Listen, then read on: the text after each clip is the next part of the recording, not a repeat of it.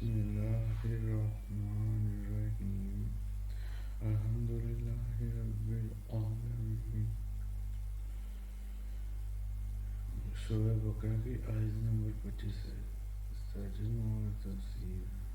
وبشر الذین آمنوا وعملوا الصالحات ان لهم جنات تجری من تحتها الانہار كلما رزقوا منها من ثمرة رزقا قالوا هذا الذي رزقنا من قبل وأوتوا به متشابها ولهم فيها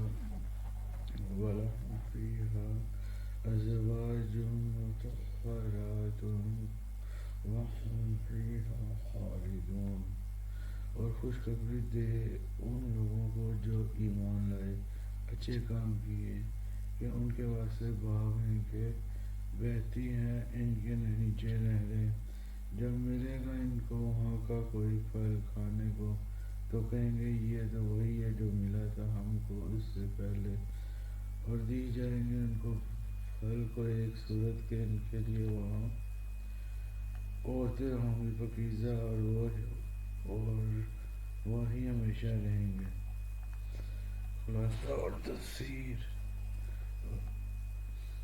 اور میرے چینل کو ڈالے تو اور اس کو سبسکرائب لازمی کریں، شیئر کریں، گھنٹے کے بٹن کو دبائیں، آپ کو نوٹیفیکیشن ملتا رہے گا، اور زیادہ سے زیادہ شیئر کریں اس کو۔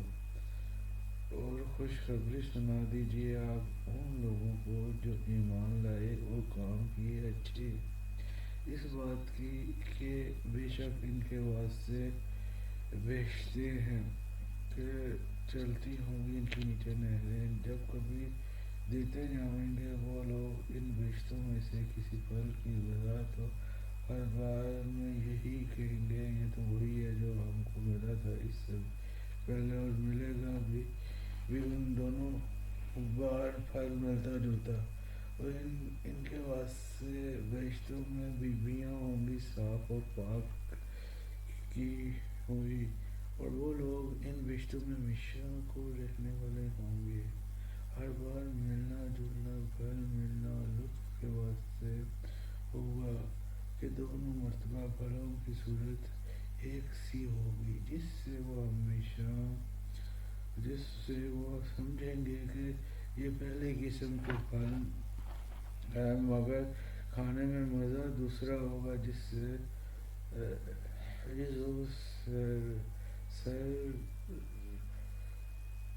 سر درد بڑھے گا۔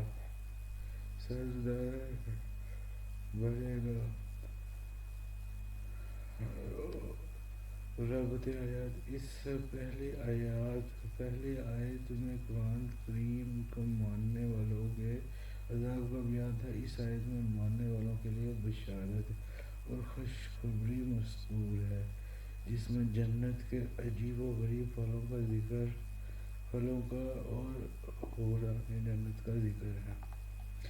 معرفہ مسائل۔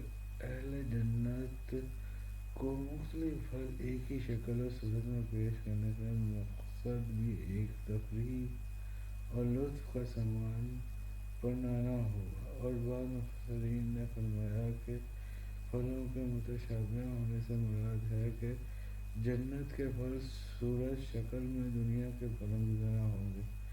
جب اہل جنت کو ملیں گے تو کہیں گے کہ یہ تو وہی پھل ہے جو دنیا میں ہمیں ملا کرتے تھے، مگر ذائقہ اور لذت میں دنیا کے پھلوں سے ان کو نسبت نہ ہوگی، صرف نام کا اشتراک ہوگا۔ جنت میں ان لوگوں کو پاک صاف بیویاں ملنے کا مطلب یہ ہے کہ وہ دنیا کی تمام ظاہری اور اخلاقی گندگیوں سے پاک ہوں گی، اور بول و دبراز، حیض و نفاس اور ہر ایسی چیز سے پاک ہوں گے جن سے انسان کو نفرت ہوتی ہے۔ اسی طرح کٹ خلقی، بے وفائی، مان عیوب سے بھی آخر میں فرمایا کہ جب پھر جنت کی نعمتوں کو دنیا کی آنی فانی نعمتوں کی طرح نہ سمجھو جن کے فنا ہو جانے یا سلب ہو جانے کا ہر وقت خطرہ لگا رہتا ہے، بلکہ یہ لوگ ان نعمتوں میں ہمیشہ ہمیشہ خوش و خرم رہیں گے۔ یہاں مومنین کو جنت کی بشارت دینے کے لیے ایمان کے ساتھ عمل کی بھی غرض لگائی ہے کہ ایمان بغیر عمل صالحہ کے انسان کو اس بشارت کا مستحق نہیں بنتا، اگرچہ صرف ایمان بھی جہنم میں خلود اور دوام سے بچانے کا سبب ہے۔ مومن کتنا بھی گنہگار ہو کسی نہ کسی وقت میں وہ جہنم سے نکالا جائے گا اور جنت میں پہنچے گا، مگر عذاب جہنم سے بالکل نجات کا بغیر عمل صالح کا کوئی مستحق نہیں ہوتا۔ روح البیان میرے چینل کو سبسکرائب لازمی کریں، گھنٹی کے بٹن کو لازمی دبائیں اور زیادہ سے زیادہ شیئر کریں۔ اس طرح کی اچھی اور زبردست ویڈیو میں آپ کو دیتا رہوں گا، کیونکہ آپ کے علم میں اضافہ ہوگا، علم دین میں، جو آپ کو آخرت میں کام آئے گا۔ زیادہ سے زیادہ سبسکرائب کریں، لائک کریں، شیئر کریں، گھنٹی کا بٹن دبائیں۔ السلام علیکم۔